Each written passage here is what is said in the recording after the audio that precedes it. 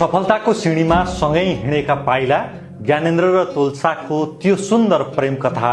ज्ञानेन्द्र खड्का र तुलसा चौधरीको जीवनले प्रेमको एउटा यस्तो जीवन्त र प्रेरणादायी रूप प्रस्तुत गरेको छ जसले जो सुकैको आँखा रसाउन सक्छ र मनमा एउटा गजबको ऊर्जा भर्न सक्छ।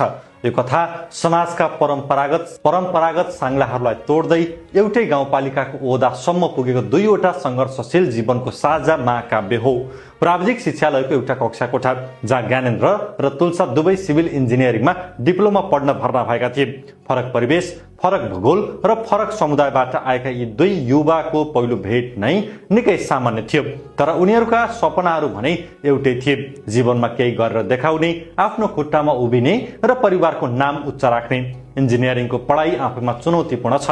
ड्रइङ बोर्डमा लाइनहरू कोर्नु, जटिल गणितीय हिसाबहरू मिलाउनु र प्राविधिक शब्दावलीहरूसँग जुझ्नु उनीहरूको दैनिक तालिका थियो।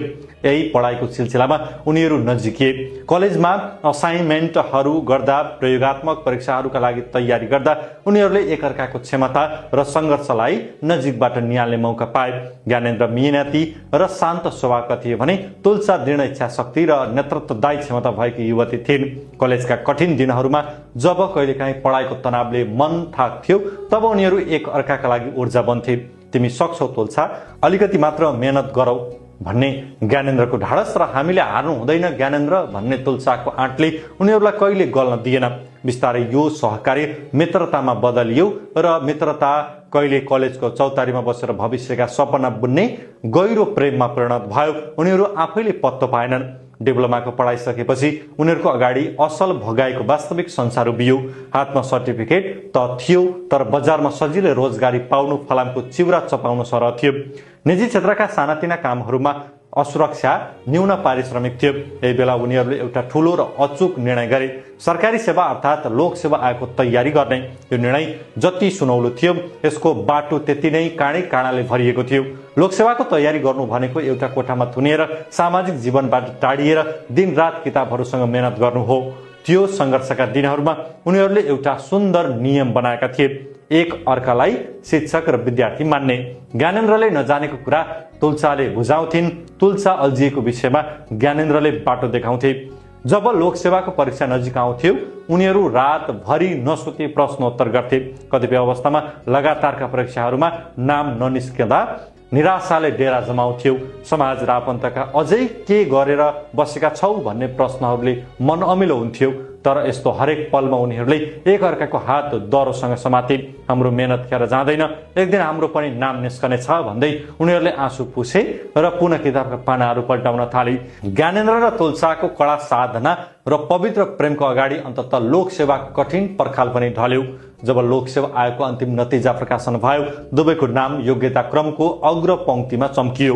त्यो क्षण उनीहरूको लागि शब्दमा बयान गर्न नसकिने खालको थियो। वर्षौंको भोग, प्यास, अनिदो रात र समाजका तानाहरू एकैपटक खुसीको आँसु बनेर गालाबाट बगे। सफलताको खुसी झन् त्यति बेला दोब्बर भयो जब उनीहरूको पदस्थापन एउटै जिल्लाको एउटै पालिकामा भयो।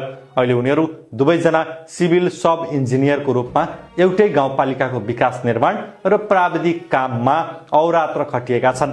गाउँका सडक नाप्ने, झोलुङ्गे पुलका गुरु योजना बनाउने र जनताका समस्या सुन्ने काममा उनीहरू सँगसँगै हिँड्छन्। हिजो कलेजमा सँगै ड्रइङ बोर्डमा नक्सा कोर्ने हातहरू आज देशको विकासको वास्तविक नक्सा कोर्न व्यस्त छन्। कार्यालयका सहकर्मी र स्थानीय बासिन्दाहरू उनीहरूको कार्यक्षमता र उनीहरू बीचको आपसी समन्वय देखेर दङ्ग पर्छन्। ज्ञानेन्द्र र तुलसाको कथामा अर्को एउटा ठूलो चुनौती बाँकी नै थियो, त्यो थियो हाम्रो समाजको परम्परागत जातिवादी सोच। ज्ञानेन्द्र खड्का क्षेत्रीय परिवारका थिए भने तुलसा थारू समुदायकी छोरी। हाम्रो नेपाली समाजमा अझै पनि अन्तर्जातीय विवाहलाई सहज रूपमा स्वीकार गरिँदैन, तर उनीहरूको निष्कलङ्क चरित्र, शालीन व्यवहार र सबैभन्दा महत्त्वपूर्ण कुरा उनीहरूले हासिल गरेको सफलताको अगाडि जातभातका ती साना सोचहरू स्वतः परास्त भए। जब दुवैले आफ्नो खुट्टामा उभिएर समाजमा एउटा प्रतिष्ठित स्थान बनाए तब परिवारका सदस्यहरू पनि उनीहरूको प्रेमको गहिराईलाई बुझ्न बाध्य भए। दुवै पक्षका आमा बुबा, दाजुभाइ र दिदीबहिनीहरूले उनीहरूको सम्बन्धलाई सहर्ष र गर्वका साथ स्वीकार गरे। भर्खरै मात्र उनीहरूले दुवै परिवारको पूर्ण सहमति, माया र आशीर्वादका साथ परम्परागत रीतिथिति अनुसार धुमधामसँग अन्तर्जातीय विवाह गरे। विवाहको मण्डपमा बेहुलाको भेषमा सजिएका ज्ञानेन्द्र र बेहुलीको रातो पहिरनमा चम्केकी तुलसालाई देख्दा त्यहाँ उपस्थित हरेक व्यक्तिको अनुहारमा एउटा फरक खालको सन्तुष्टि र खुसी देखिन्थ्यो। यो विवाह केवल दुई व्यक्ति बीचको मिलन मात्र थिएन, यो त समाजमा विद्यमान जाति विभेदको एउटा बलियो झापड र सुन्दर रूपान्तरण सन्देश पनि थियो। आज ज्ञानेन्द्र र तुलसा एउटै घरबाट सँगै निस्कन्छन्, एउटै कार्यालयमा पुग्छन्, दिनभरि देश र जनताको सेवामा सँगै समर्पित हुन्छन्। प्रेम गर्नुको अर्थ आफ्नो भविष्य बर्बाद गर्नु होइन। यदि प्रेम साँचो र पवित्र छ भने त्यसले मानिसलाई आफ्नो लक्ष्य प्राप्त गर्न झन् ठूलो हौसला दिन्छ। साँचो प्रेम भनेको केवल एकअर्काको अनुहार हेरेर समय बिताउनु होइन, बरु दुवैले एउटै दिशामा हेरेर हात समातेर सफलताको सर्वोच्च शिखर चुम्नु हो। यो प्रेमिल र प्रेरणादायी जोडीलाई दाम्पत्य जीवनको धेरै धेरै शुभकामना।